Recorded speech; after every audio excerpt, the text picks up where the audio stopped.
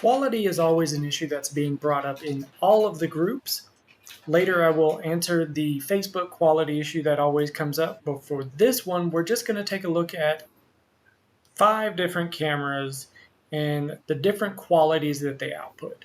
Now with this I'm just going to be showing you my screen, and we're just going to be inside Lightroom looking at each one just so you can see what cropped in at 100% looks like on an image that all the cameras are in the exact same place, the exact same time, the exact same setup.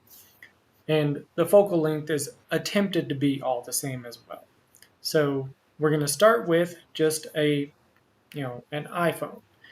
This is what most people take their photos with. This is what a lot of people take photos with in the groups. So I just want to show the difference in quality.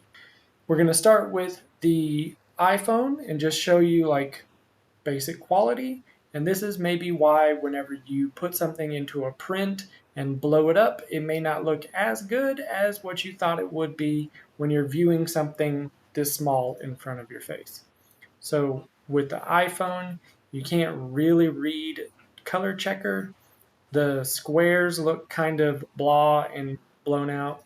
By the way, all of these were taken raw as well. So this is a raw photo with an iPhone. You can't see the measurements or anything over here.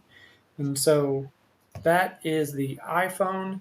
The next thing, which I think is the next step up, is going to a Nikon P1100 Coolpix. This is mainly meant for like moon pictures or birding, but it's a really cool camera and it cost over $1,000, so I wanted to include it in the test. As you can tell, it has a little bit more noise, but it's starting to clear up. It has basically the same sensor as an iPhone, just a little bit bigger. So like I said, the main thing that this camera is good for is zooming. So it's a 3000 millimeter zoom and 24 millimeter.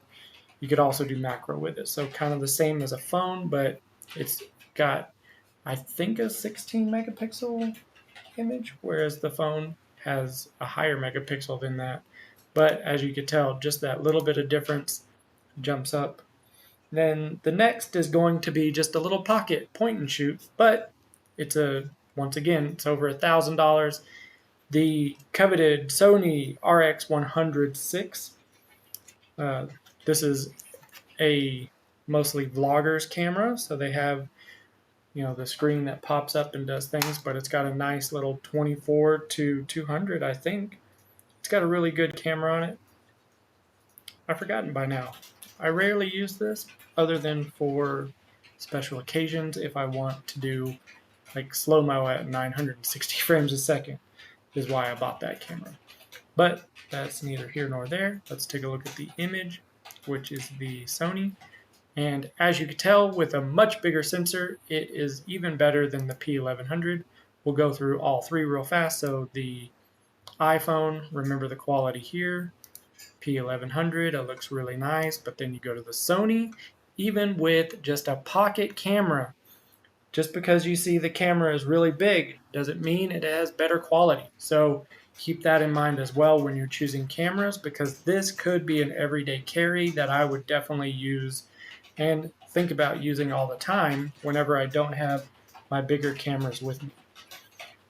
Didn't have any Canon with me to throw into this test, but qualities are going to be the same if you have, the PowerShot, something like a X10, I forget.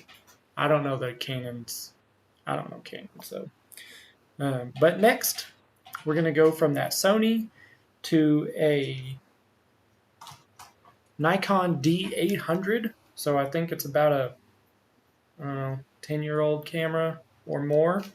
Probably has about 600,000 frames through it, but still looking really good. And then, once again, quality jump.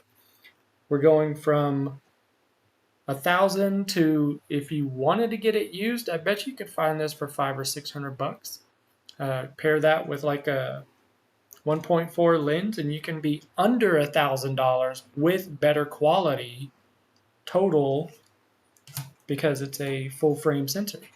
So just going through them again, have the iPhone, the P1100 Sony pocket camera.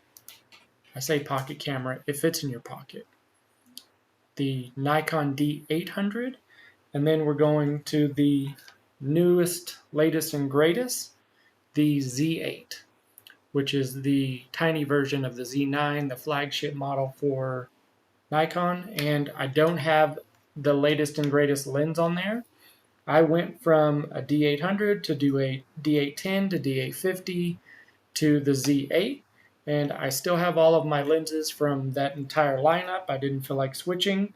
This is like a 12-year-old 24 to 70 2.8, and it's outdated by so much, and it has so much character and things. But let's take a look at the image quality.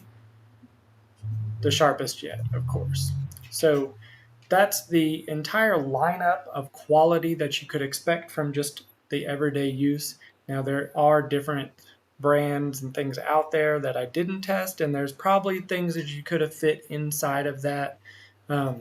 I did my DJI action camera, but it's so wide that it was very distorted, and I felt like that was not a very good test because it was a completely different style of camera altogether.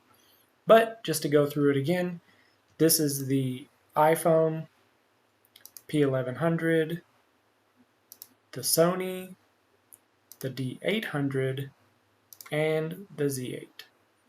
So if you have any questions on quality or anything like that, if you want to have me try and test it a different way, just let me know. I would love to try that out.